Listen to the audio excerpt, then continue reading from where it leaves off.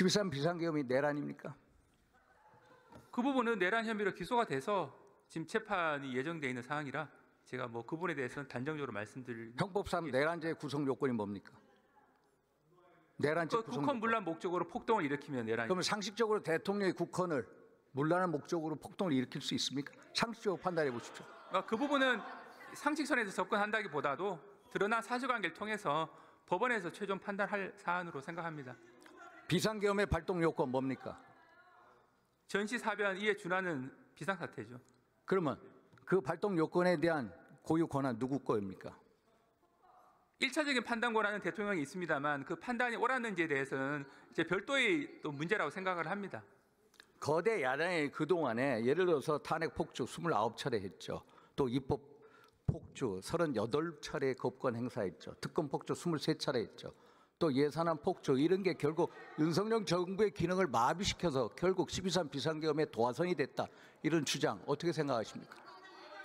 공소장에 보게 되면 기본적으로 국정 상황의 인식에 대한 점으로 첫 번째 이제 그 중요 쟁점 법안에 대한 입법, 이른바 폭주라고 하는 사항, 그다음에 이제 탄핵, 그다음에 예산 삭감, 그 외에 이제 그 부정선거 의혹 한 4가지 정도에 대한 대통령이 문제의식을 가졌다라고 공소장에 기재가 된 것으로 알고 있습니다.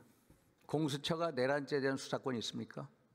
그 부분은 앞으로도 계속 다투어질 문제로 생각을 합니다. 기본적으로 이제 기소가 가능하지 않은 직권남용을 토대로 한 기본범죄 내란죄에 대한 수사권은 어디 있습니까? 내란 범죄에 대해서 경찰이 가지고 있다는 점은 경찰이 가지고 이론의 여지는 있죠. 없죠. 내란죄에 대한 수사권이 없습니다. 직권남용으로 기소한다 있을 수 없죠. 헌법 84조 뭡니까? 대통령은 예를 들어서 내란 외환의 죄를 범하지 않은 경우를 빼고서는 재직적 형사소추 당하지 아니한다라고 되어 있습니다. 그러면 직권남용으로 아무리 한다고 할 수가 없습니다. 만약에 한다고 해도 공수처는 공수처법 31조 가지고 하는데 공수처법 31조는 대통령에 해당되지 않습니다. 대통령에 해당되는 조항 공수처법 26조. 만약에 내란죄로 기소는 안 했는데 수사라도 하겠다 하면은 검찰이 해야 됩니다. 그래서 그 부분은 법원에서 최종 판단이 이루어질 사항입니다. 서부지법의 이모 부장판사 이름은 얘기하지 않겠습니다. 그 사람이 지난번에 1차 체포영장에 대해서 영장 발부한 거 아시죠? 네. 그 사람이 형사소송법 110조, 111조 적용을 예외로 하라. 이런 규정 네. 아시죠? 네네. 그 규정이 뭡니까? 군사상 이제 비밀을 요하는 경우에는 수색을 할 때 책임자의 승낙이 있어야 된다라고 하는 게 110조의 규정입니다. 군사상 공무상 기밀 장소를 수색할 때는 책임자의 승낙을 얻어라. 그런데 그 적용을 예외로 하라. 그런 초법적인 영장을 판사가 발부할 수 있습니까? 그 해석에 대해서는 여러 가지 견해가 있는데 일종의 해석을 할 때 수사 단계에서 피의자 체포를 위한 수색에 있어서는 준용이 안 된다고 해석하는 견해도 일부는 있습니다. 그 견해에 의하면 지금 말씀하신 그 부분은 확인적 내용에 불과하다라고 해석하는 견해도 일부는 있어서 그 부분에 양쪽 견해가 다 있다는 점을 이 자리에서만. 그러면 법률에 대한 개폐권 어디에 있습니까? 국회에 있죠. 판사는 법률에 대한 개폐권이 없습니다. 검찰이 예를 들어서 검찰이 공수처 위법 수사를 받아다가 대통령에 대한 구속영장 기간 연장을 한번 신청했죠. 불어댔죠. 불어된 경우에 다시 신청하는 경우 봤습니까? 봤습니다. 처음 봤죠, 이번에. 그렇죠. 처음 보셨죠. 흔히 있는 일은 아니죠. 다 처음 봤다. 그런데 또 불어했습니다. 그러면은 취소해야 되는 거 아닙니까? 석방해야 되는 거 아닙니까? 그 부분은 이제 구속 연장을 불허했다는 것과 구속을 유지하는 것이 적절한지는 별개의 문제이기 때문에 수사팀에서 그 별개의 문제로 판단한 것으로 생각합니다. 이 검찰이라는 게 공소를 제기하는 소추기관이자 인권 피해를 방지하는 인권 보호기관의 역할도 하고 있습니다.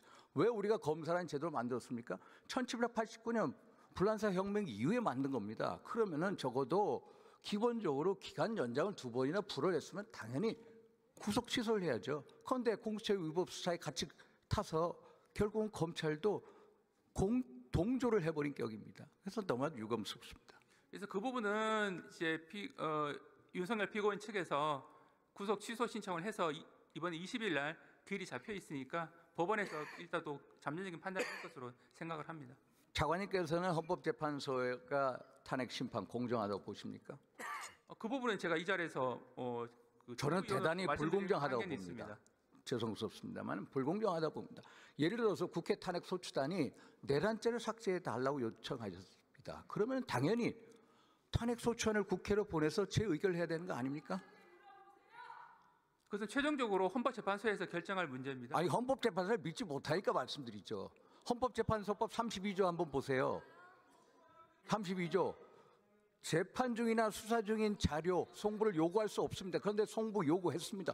이것도 헌재법 30조 위반입니다. 헌재법 40조 보십시오. 탄핵 심판 형사소송법의 규정을 준용하도록 되어 있습니다. 그러면은 기일 지정할 때도 변호인하고 변호인하고 협의해서 기일 지정했습니까?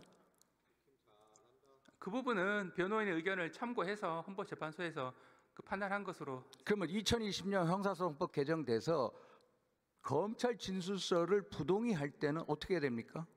지금 기본적으로 조소에 대한 증거 능력은 당사자, 피고인 측이 동의하지 않으면 증거 능력이 없게 되는 쪽으로. 그게 원칙 아닙니까? 그런데 헌재에서는 검찰 진술 능력을 인정하겠다는 식으로 나오는 거 아닙니까? 헌법재판소법 51조. 동일한 사건을 가지고 형사재판과 탄핵심판이 동시에 진행될 때 탄핵심판을 정지할 수 있다. 그러나 정지하지는 않고 계속해서 과속 페달을 밟고 졸속 심리로 치닫고 있죠. 이게 대한민국 헌법재판소입니다. 그렇죠?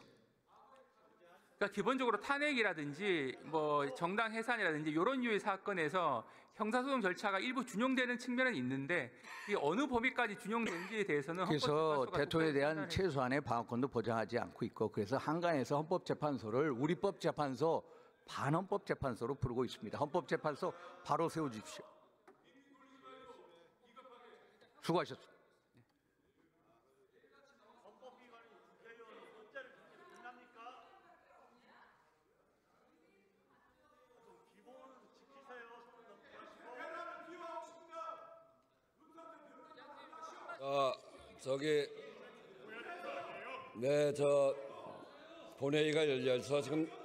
본회의가 열려서 지금